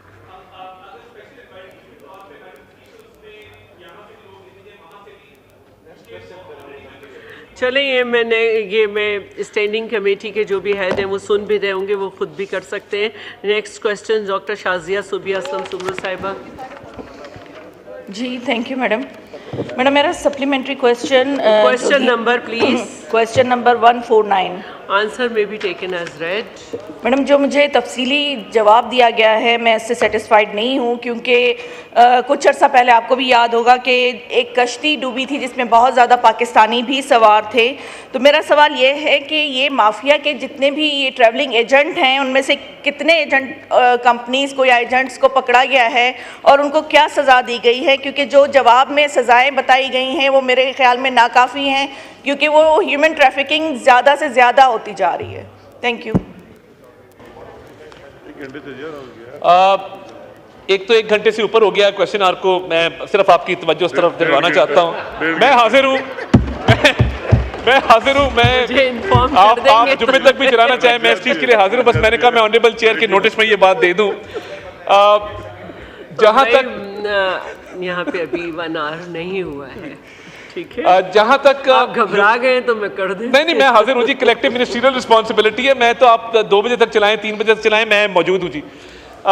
देखिए ये ह्यूमन ट्रैफिकिंग बड़ा सीरियस इशू है और ये जो होक्स या बोगस ट्रैवल एजेंट्स हैं जो लोगों का मुस्तकबिल तबाह करते हैं, उनको झूठे सुनहरे ख्वाब दिखाकर, उनसे पैसे बटोर कर, उनको इलीगल मीन्स के ज़रिए या बॉर्डर क्रॉसिंग कराते हैं या लॉन्चों में लेके जाते हैं या उनके कोई फेक डॉक्यूमेंटेशन बनाते हैं, ये इशू अपनी जगह मौजूद है। मगर FIA ने इसके ऊपर एक 5 ईयर प्लान तरतीब दिया है जो एंटी ह्यूमन ट्रैफिकिंग प्लान है। उस प्लान के तहत गिरफ्तारियां भी हुई हैं, लोगों के गिर्द घेरा भी तंग किया गया है और बड़े बड़े गैंग्स भी इसके अंदर बस्ट किए गए हैं। इसके अंदर भी मैं गुजारिश करता चलूँ कि सूबाई हुकूमतों का भी ताउन शामिल है और ये बड़ा सीरियस इशू है। इसके ऊपर मिनिस्टर ऑफ इंटीरियर ने भी मुतअद्दिद मीटिंग्स की, अभी वो मुल्क से बाहर हैं, वो वापस आएंगे, तो एक मीटिंग इसके ऊपर रखी गई है जिसमें FIA मजीद इसमें क्या किरदार अदा कर सकती है और इन गैंग्स को बस्ट करके जो सजाएं दी जा रही हैं वो अनप्रेसिडेंटेड हैं। इतनी सजाएं कभी नहीं दी गई थी। कन्विक्शन रेट भी बेहतर है। तो इस हवाले से अगर कोई सजेशन है ऑनरेबल मेंबर साहिबा के, वो हमें दे दें लिख के, तो मैं I will be sure to take it up with the ministry. Rafiullah साहब, अगर रफ़ीउल्लाह साहब। बहुत शुक्रिया जनाब चेयरमैन। चेयरपर्सन साहबा मैं क्वेश्चन से ये चाहूँगा, अगर फ़िलहाल ना भी हो तो बाद में, क्या FIA के कितने लोग हैं जो ड्यूल नेशनल है और जो अब भी कोशिश कर रहे हैं कि किसी तरीके से किसी और मुल्क की नेशनलिटी ले लें? मेरी थोड़ी बहुत मालूमात है, मैं चाहूँगा कि मिनिस्ट्री की तरफ से इसके ऊपर कोई बेहतर बात आ जाए ताकि उनको पता चले कि वो जो रोकने वाले हैं वो खुद क्या कर रहे हैं। मैडम स्पीकर, इस पर हम डेटा मंगवा लेते हैं और कोशिश होगी कि आज के दिन में ही अगर रफ़ीउल्लाह साहब को वो डेटा जो है वो फराहम कर दिया जाए और इनकी कोई तजवीज़ हुई इस हवाले से उसको भी मैं इंश्योर करता हूँ कि सेक्रेटरी इंटीरियर के नोटिस में ला के उस पर एक्शन करवाया जाएगा। Question hour is over. Now the leave application of member, if any. Mr. Mohammed Ahmed Chattha has requested for grant of leave from 17th to 21st and 25 October 2024. May I grant the leave? Leave is granted. ठीक है। Mister Umar Majeed Khan, date भी तो होती है ना। Mister Umar Majeed Khan requested the grant of leave for 9th and 10th session. Leave is granted. Mr. Muhammad Amir Sultan has requested the grant of leave for the whole current session. Is leave granted? Granted. Mr. Muhammad Mehboob Sultan requested for the grant of leave for the whole current session. Is leave granted? Granted. Mr. Khurram Munawar Manj has requested the grant of leave from 17th October 2024 till the conclusion of the session. Is the leave granted? Granted. Mr. Arbab Amir Ayub has requested the grant of leave from 26th August to 16th September and 17th to 23rd October 2024. Is leave granted? Granted. Mr. Ali Afzal Sahi has requested the grant of leave for the whole current session. Is leave granted? Granted. Mr. Muhammad Iqbal Khan has requested for the grant of leave from the 17th to 23rd October 2024. Is the leave granted? Granted. Mr. Usama Ahmad Mela has requested for the grant of leave from the 17th to 21st October 2024. Is the leave granted? Granted. Sayyid Mehboob Shah has requested for the grant of leave for 17th and 19th October 2024. Is leave granted? Granted. Chaudhry Mahmood Bashir Wik has requested for the grant of leave for 22nd and 23rd October 2024. Is leave granted? Granted.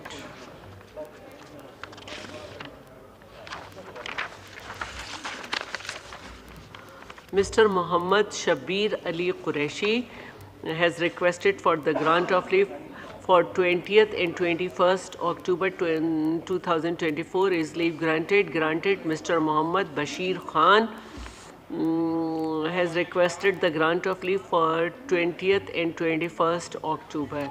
Is the leave granted? Granted. Mr. Zulfaqar Ali has requested for the grant of leave for 20th and 21st October 2024. Is leave granted? Granted. Mr. Muhammad Riyaz Khan has requested for the grant of leave for 17th to 25th October 2024. Is leave granted? Granted. Mr. Asif Khan has requested for the grant of leave for the whole current session. Is the leave granted? Granted. Rana Atif has requested for the grant of leave for the whole current session. Is leave granted? Granted. Raja Usama Sarwar has requested for the grant of leave for 22nd and 23rd October. Is leave granted? Granted. Sayyid Mustafa Kamal has requested for grant of leave for 25th October 2024. Is leave granted? Granted. Sayyid Hafizuddin has requested for the grant of leave 25th October 2024. Is leave granted? Granted. Sayyid Wasim Hussain has requested the grant of leave for 25th October 2024.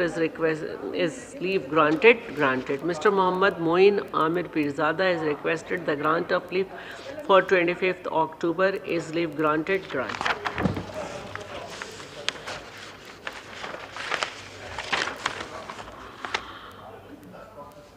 Mr. Pullen has requested the grant of leave from 25th October 24th in conclusion of the session is leave granted.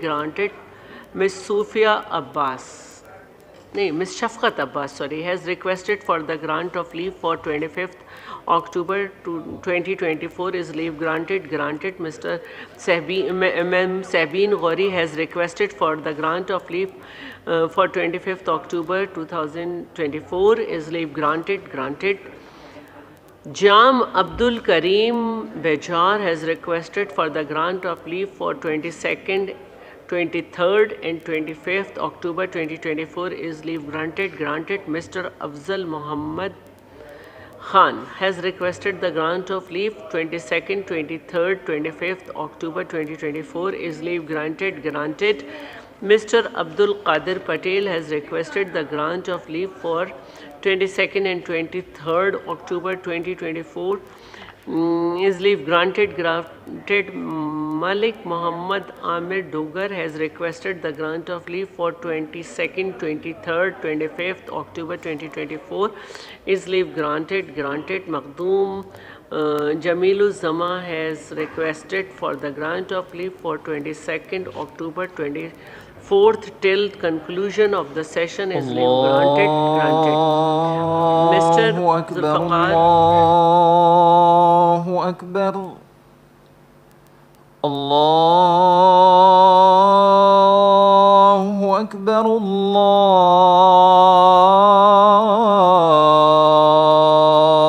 Akbar. Ashhadu an la ilaha illa Allah. أشهد أن لا إله إلا الله.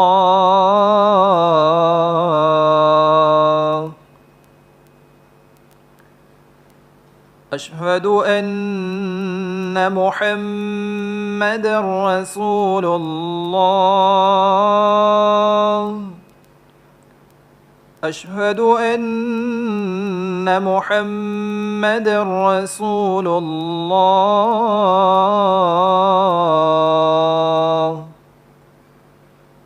حي على الصلاة.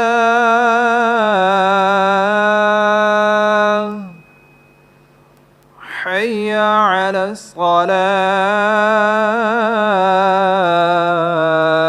الصلاة.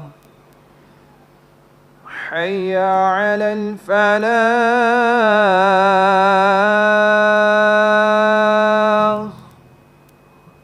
حي على الفلاح.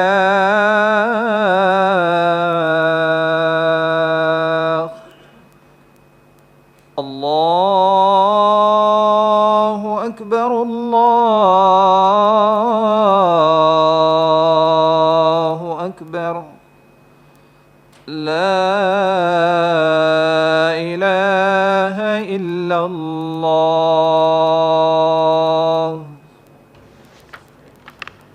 Mr. Zulfaqar Ali Bhatti has requested for the grant of leave for 25th October 2024 is leave granted. For information, Rana Tanveer Hussain, Federal Minister for National Food Security and Research, has informed that he would not able to attend the session from 22nd to 25th October 2024.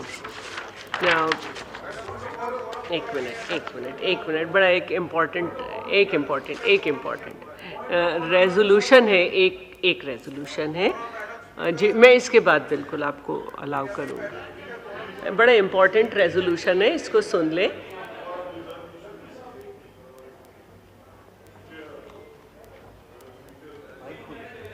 Mic इनका on कर दें please. अमीर मुकाम साहब। वही तमाम parties की तरफ से और सब ने इस पर दस्तखत भी किए हुए जो यहाँ मौजूद है। ये उस ब्लैक डे के बारे में योम सियाह कश्मीर जब 1947 में 27 अक्टूबर को इंडिया की अफवाज आकर और कश्मीर पर कब्ज़ा जमा लिया, तो उसी दिन से शुरू करके आज तक कश्मीरियों की जदोजहद पूरी दुनिया के सामने है। और चूँकि टाइम कम है, मैं तफसील में जाना नहीं चाहता हूँ, फिर रिजोल्यूशन पेश करूँगा, मगर इसी टाइम ने उसने इतनी कुर्बानियाँ दी और तारीख़ रकम कर दी कि यूनाइटेड नेशन के जो रिजोल्यूशंस बार बार पास हुए कि उस पर अमल दरामद किया जाए और वही मकबूजा जम्मू कश्मीर के आवाम से पूछ लिया जाए कि वो पाकिस्तान के साथ रहना चाहते हैं या इंडिया के साथ। और फिर उन्होंने जो जदोजहद की, उस जदोजहद में जो फिगर्स है तो उसमें कई शहादतें 96,000 तक लोग शहीद हो गए, उनके 1,10,000 तक मकानात मिसमार किए, कई ख़वातीन तकरीबन 22,000 तक बेवा हो गई, बच्चे यतीम हो गए 1 लाख से ज़्यादा। और फिर इसके बाद उन्होंने, मैं सिर्फ 2 मिनट लेता हूँ, ज़्यादा टाइम नहीं लेता हूँ, वही जो उसकी आईन में अपनी एक मखसूस 370 एक क्लास दिया था और कश्मीर की अपनी एक स्टेटस थी, उन्होंने वही भी ख़त्म करके 5 अगस्त 2019 को और वही से बाहर से लोग आबाद करने लगे। तो उसके ख़िलाफ़ भी आज तक जदोजहद जारी है और उन्होंने उसको तस्लीम नहीं किया।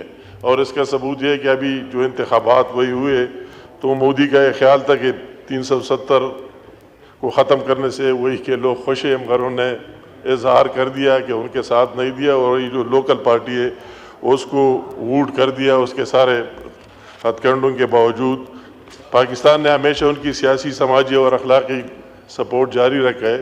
और अब भी यूनाइटेड नेशन में जो इजलास हुई 27 सितंबर 2024 को, प्राइम मिनिस्टर शहबाज शरीफ साहब ने खुलकर उनकी वकालत की और इजराइल की बर्बरियत के साथ फ़लस्तीनियों पर, इंडिया की बर्बरियत कश्मीरियों पर उसको हाईलाइट किया और उनका मुकदमा पेश किया। तो मैं रिजोल्यूशन पेश करना चाहता हूँ।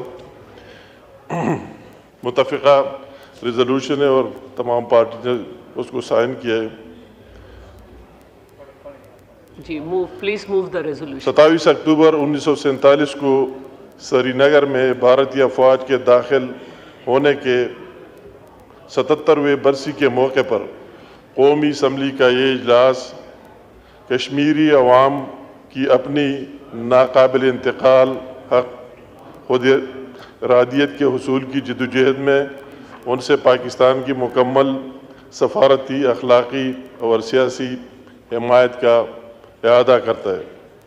इस बात पर जोर देता है कि जनूबी एशिया में पायदार अमन और इस्तेहकाम, तनाज़ा जम्मू व कश्मीर के अक़वाम मुत्तहिदा के सिक्योरिटी कौंसिल की करारदादों और कश्मीरी अवाम की उमंगों के मुताबिक हतमी हल पर मुनहसर है। भारतीय गैर कानूनी मकबूजा जम्मू कश्मीर की बैनुल-अक़वामी सतह पर तस्लीम करदा मुतनाज़ा हिस्सियत और उसके आबादियाती ढांचे और सियासी मंजरनामे को तब्दील करने की भारत की मुसलसल कार्रवाइयों को मुस्तरद करने का इआदा करता है। हज़ारों सियासी कारकुनों की तवील अरसे से नज़रबंदी और कई कश्मीरी सियासी जमातों पर पाबंदी की मजम्मत करता है। इस बात की निशानदेही करता है कि IIOJ में लोकसभा या कानून साज असम्बली के इंतखाबात जम्मू और कश्मीर के अवाम के हक़ खुद इरादियत के मुतबादिल नहीं हो सकते। ये वान बहादुर कश्मीरी अवाम को ज़बरदस्त खराज तहसीन पेश करता है, जिन्होंने अपने हक़ खुद इरादियत के हुसूल के ज़िम्मेदार गुज़श्ता 77 सालों के दौरान में अनगिनत कुर्बानियाँ दी है।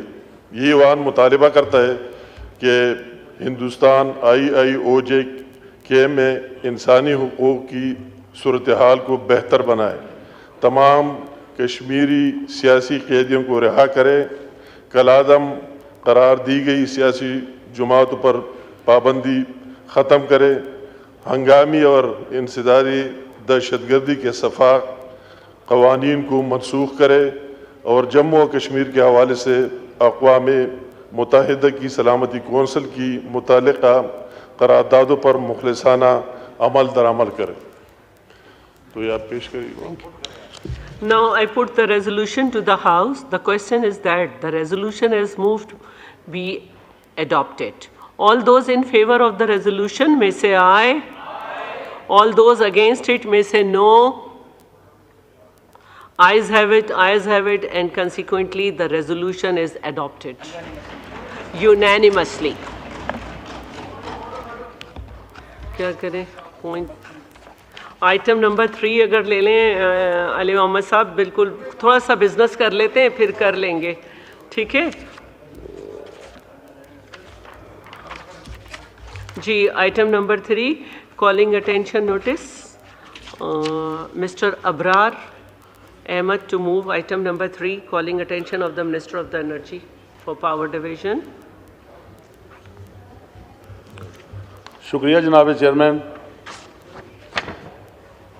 वज़ीर बराए तवानाई बिजली डिवीज़न के तवज्जो अवाम में गहरी तशवीश का बायस बनने वाले फौरी अवामी हमायत के मामले की जानब दिलाएंगे, जो बिजली के 200 यूनिट से कम के सार्फिन से वसूल किए जाने वाले नरख के तनासब में 200 यूनिट से ज़ायद के सार्फिन के लिए नरखों में बिलाजवाज़ इजाफा से मुतल्लिक है। नहीं करें। ये जो बिजली के बिल आते हैं चेयरमैन साहिबा, उनमें बहुत सारी चीज़ें जो समझ में नहीं आ रही, या तो इस पर एक बाकायदा ब्रीफ दिया जाए फ्यूल एडजस्टमेंट का, और ये जो जिस पे खुद हुकूमत की तरफ से अबरार अहमद साहब, इसमें मिनिस्टर साहब जो हैं वो मौजूद नहीं हैं, बैठे हैं, तो ये जवाब दे देते हैं, फिर आप क्वेश्चन करिएगा, ठीक है? ठीक है। बस वही मसला है। आप प्लीज़ अतारट साहब खड़े हो जाइए। मैं माइक ऑन करें। अबरार साहब, मिनिस्टर साहब आज सुबह चाइना से वापस आए जी, उनसे मेरी बात भी होगी, इस पे ब्रीफिंग भी मुकम्मल हो चुकी है। देखिए, जो फ्यूल कॉस्ट एडजस्टमेंट है, कल ही नेपरा ने इस पे 86 पैसे की कमी की है बिजली सार्फिन के लिए पूरे मुल्क में, और ये फ्यूल कॉस्ट एडजस्टमेंट जो है हर चंद माह के बाद की जाती है। तो वज़ीर आज़म साहब भी इस पे मुकम्मल तवज्जो है कि बिजली की जो कीमतें हैं वो कम होनी चाहिए। उस पर वफाकी हुकूमत ने 50 अरब रुपए की खतीर लागत से एक सब्सिडी दी थी 1 यूनिट से लेके 200 यूनिट के कंज्यूमर्स को जुलाई, अगस्त और सितंबर के महीने तक। इस महीने जो बिल आएगा उसमें भी वो सब्सिडी फैक्टर इन की गई है। पंजाब की जो प्रोविंशियल गवर्नमेंट है उन्होंने भी 45 अरब रुपए की सब्सिडी दी 200 से लेके 500 तक यूनिट के कंज्यूमर्स को। हर साल जो फेडरल गवर्नमेंट सब्सिडी देती है 300 यूनिट तक, वो 276 अरब रुपए की सब्सिडी है, और जो कि इलेक्ट्रिक को सब्सिडी जाती है वो 174 अरब रुपए की सब्सिडी है। तो देखिए, जहां पे ये सब्सिडीज ऑलरेडी दी जाती हैं लाइफलाइन कंज्यूमर्स को, नॉन लाइफलाइन कंज्यूमर्स को, और एनुअली दी जाती हैं, इस दफ़ा सार्फिन की मुश्किलात को देखते हुए, भांपते हुए ज़्यादा सब्सिडी दी गई, और इन मौसम गर्मा के 3 जो माह हैं उनके लिए ज़्यादा दी गई over and above the existing subsidy. तो फ्यूल कॉस्ट एडजस्टमेंट भी की जा रही है। कल भी बिजली सस्ती हुई है, तो इस हवाले से जो IPPs का प्राइम मिनिस्टर साहब ने एक कदम उठाया और 5 IPPs को बंद किया गया है, उससे भी अरबों रुपए का फ़ायदा मईशत को भी होगा और सार्फिन को भी होगा। IPPs पर जो टास्क फोर्स बनी है उस पर भी बात की जा रही है और मज़ीद उसमें बेहतरी लाई जा रही है चीज़ों के अंदर। तो मैं ये समझता हूँ कि ये बिजली के ऊपर पूरी तवज्जो है, और ये टास्क फोर्स अगले चंद माह में जब अपना काम मुकम्मल करेगी तो बिजली की ओवरऑल कीमत पे भी कमी आएगी, और मैं समझता हूँ कि जो इकॉनमी पे बर्डन है वो भी कम होगा। अगर मज़ीद कोई इस हवाले से बात है तो मैं उसके लिए हाजिर हूँ। जी, मिस्टर अबरार अहमद।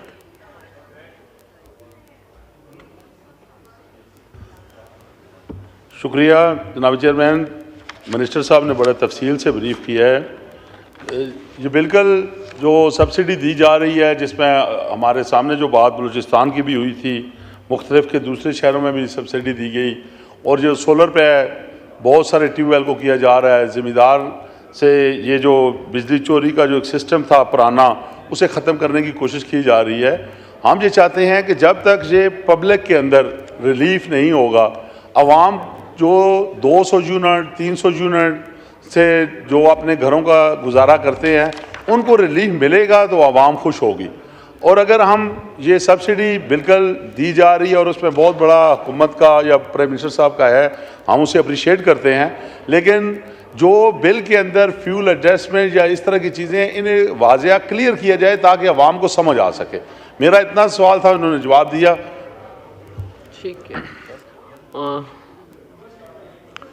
इसको रिप्लाई करेंगे बट ब्रीफ एक ना सिर्फ क्वार्टरली एडजस्टमेंट्स की जाती हैं, फ्यूल कॉस्ट एडजस्टमेंट्स भी की जाती हैं, सब्सिडीज़ को भी फैक्टर इन किया जाता है। तो अभी भी जो 5 IPPs बंद हुए हैं, अली मोहम्मद खान साहब बात कर रहे हैं कैपेसिटी पेमेंट्स का, वो इसलिए बंद किए गए हैं कि कैपेसिटी पेमेंट की मद में सेविंग की जा सके, और उसमें बड़ा खातिर खा कमी वाक़ हुई है। मज़ीद भी बंद होंगे तो ओवरऑल सिस्टम में बेहतरी आएगी।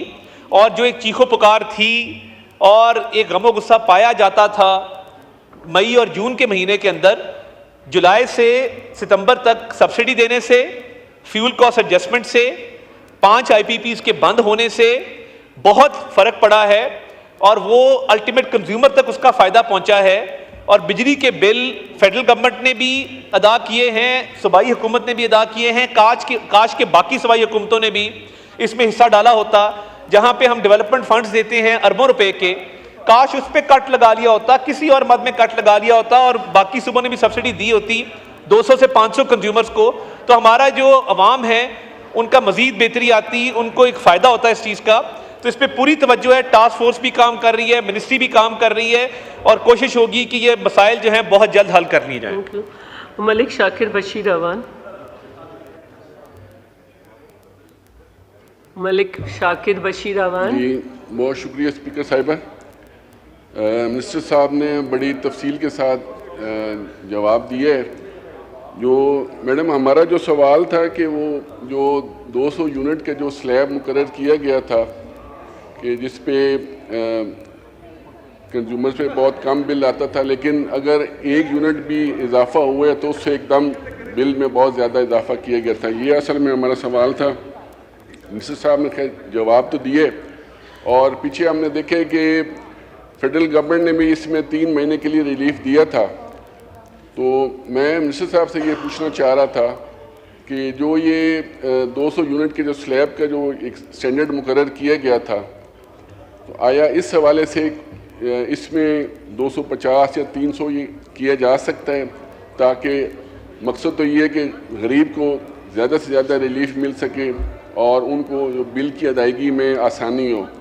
और इसके साथ साथ एक छोटा सा एक और मैंने मिनिस्टर साहब से एक सवाल पूछना कि पहले SC या एक्सी लेवल पे वो जो बिल्स हैं, ख़ास तौर पे उसमें जो गरीब जो कंज्यूमर्स हैं वो उन इंस्टॉलमेंट्स कर दी जाती थी, लेकिन अब सुनने में आया कि वो ये तरीका या वो सिस्टम ख़त्म कर दिए।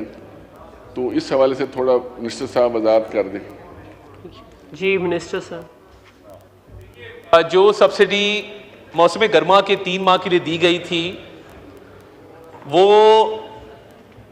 1 से 200 यूनिट और 200 से 500 यूनिट तक दी गई थी। जो ओवरऑल सब्सिडी हर साल दी जाती है, और वो 276 अरब रुपए ओवरऑल और 174 अरब रुपए के इलेक्ट्रिक के।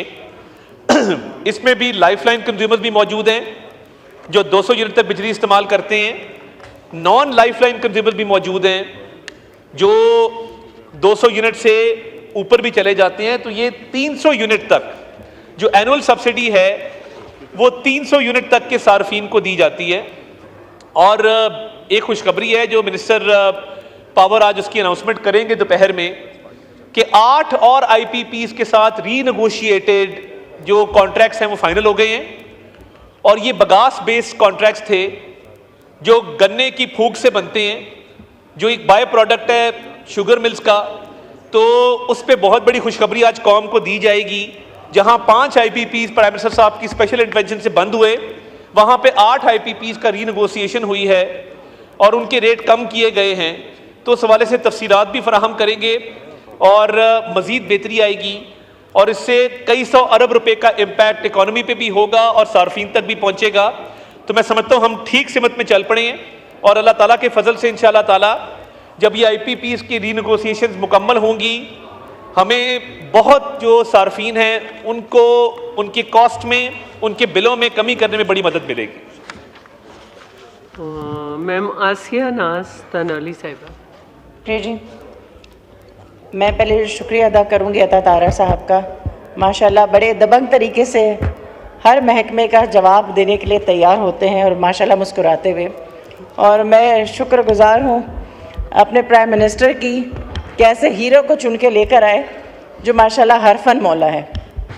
तो अता वेल डन। और मैं अब आऊँगी कॉलिंग अटेंशन की तरफ। मैम ये जो 200 यूनिट का हवाले से भी बात हो रही थी, तो ये ऐसा है कि ये 200 यूनिट से जब ऊपर जाता है सारिफ के ऊपर 201 यूनिट भी होता है, तो सारिफ के लिए परेशानी होती है कि अगले 6 महीने चाहे उसका बिजली का बिल 200 यूनिट से कम ही हो और कम ही बिजली जल रही हो, लेकिन वो जो 201 यूनिट का मुताबिक सारिफ पे बोझ बनता है वो 6 महीने के बिल में ही आता है। तो काइंडली मैं हुकूमत से गुजारिश करूँगी, क्योंकि ज़ाती दिलचस्पी लेके प्राइम मिनिस्टर साहब ने इस पर बहुत तवज्जो से तमाम IPPs को भी शामिल किया और इस दफ़ा सुनने में आया 0.16 आई थिंक जो है फ्यूल एडजस्टमेंट की सूरत में हमें वापस भी मिल रहा है, तो कंज्यूमर को मिलेगा। लेकिन यह है कि 0.16 तो होगा लेकिन वो कंज्यूमर को समझ नहीं आएगा। तो मैम मैं ये कहना चाहूँगी कि जो 200 यूनिट से ऊपर का जो बिल है उसके ऊपर प्लीज़ तवज्जो दी जाए और वो सारिफ को जो है वो सहूलत दी जाए। एक चीज़ और कि जो रिफाही इदारे हैं, एक चीज़ रिफाही इदारे जो कि हॉस्पिटल्स की सूरत में हैं, काइंडली उनके लिए जो है ज़रूर सहूलत देनी चाहिए। प्रेयर्स का टाइम है अता साहब, जी रिप्लाई और ब्रीफली बड़ा अहम सवाल किया आसिया नाज तनाली साहिबा ने। देखिए जो 200 यूनिट से ऊपर भी जाते हैं, जैसे मैंने पहले अर्ज किया कि 300 यूनिट तक सब्सिडी दी जा रही है। 300 यूनिट तक के सार्फिन, चाहे वो लाइफलाइन कंज्यूमर्स हैं, नॉन लाइफलाइन कंज्यूमर्स हैं, वो सब कवर्ड हैं सब्सिडी के अंदर। और देखिए साइमल्टेनियसली जो एक्सरसाइज की जा रही है, IPPs जो 5 बंद हुए, 8 के साथ रीनेगोशिएटेड कॉन्ट्रैक्ट्स हुए, मजीद के साथ रीनेगोशिएशन चल रही हैं, कुछ बैनुल-अक़वामी मामलात हैं उनको देखा जा रहा है। तो मैं ये समझता हूँ कि ये सर्दी के मौसम में तो बोझ कम होता है बिजली का और बिल भी कम आते हैं। इंशाअल्लाह ताला अगली गर्मियों से पहले आप देखेंगे कि ओवरऑल जिस तरह इकॉनमी पे आपने देखा पॉजिटिव इम्पैक्ट हुआ है, रेमिटेंसेस बढ़े हैं, 8.8 अरब डॉलर आए हैं first quarter of 2025 financial year के। आपने देखा कि फॉरेन एक्सचेंज रिजर्व में इजाफा हुआ है। आपने देखा कि ओवरऑल जो हमारी स्टॉक मार्केट है आज उसने नया रिकॉर्ड कायम किया है। आप देख रहे हैं फॉरेन डायरेक्ट इन्वेस्टमेंट बढ़ रही है, शरह सूद नीचे जा रही है, इंटरेस्ट रेट 17.5 के ऊपर है। तो ये तमाम इशारे जो पॉजिटिव इकोनॉमिक इंडिकेटर्स हैं, इससे साबित ये होता है कि मुल्क के अंदर एक इकोनॉमिक रिवाइवल की तरफ हम जा रहे हैं और इस इकोनॉमिक रिवाइवल के तहत बहुत बड़ा हिस्सा ये बिजली का इसके अंदर शामिल है। तो उस पर पूरी तवज्जो है, पूरे सेक्टर को रिफॉर्म किया जा रहा है और इसमें बेहतरी आएगी। Thank you madam speaker. Now the item number 4, introduction of the bill. Mister Azam Nazir Tarar, please move item number 4। Mike इनका ऑन कर दे please. I wish to introduce a bill further to amend the Naturalization Act 1926, the Naturalization Amendment Bill 2024. A bill further to amend the Naturalization Act 1926, the Naturalization Amendment Bill 2024 stand introduced. Now the item number 4 to move item number 5. Mr. Azam Nazir Tarat to move the item number 5. I wish to introduce a bill further to amend the Pakistan Citizenship Act 1951, the Pakistan Citizenship Amendment Bill 2024. A bill Further, to amend the Pakistan Citizenship Act 1951, the Pakistan Citizenship Amendment Bill 2024 stand introduced. Item number 6. 2 minute बात कर लूं जी दोनों bills पे house को time नहीं है। अच्छा जी। I wish to lay before the National Assembly the annual report of the Board of Directors of State Bank of Pakistan on the state of Pakistan's economy for the year 2023-2024 under subsection 1 of section 39 of the State Bank of Pakistan Act 1956.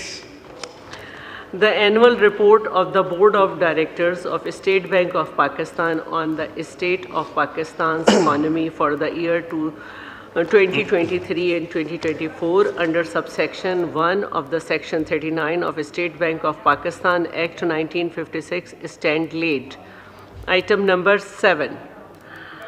I wish to lay before the National Assembly the Governor's annual report 2023-2024 under subsection 1 of section 39 of the State Bank of Pakistan Act 1956. The Governor's annual report 2023-2024 under the subsection 1 of the section 39 of the State Bank of Pakistan Act 1956 stand late. Now the House is adjourned to meet again on Monday the 28th October 2024 at 5 p.m.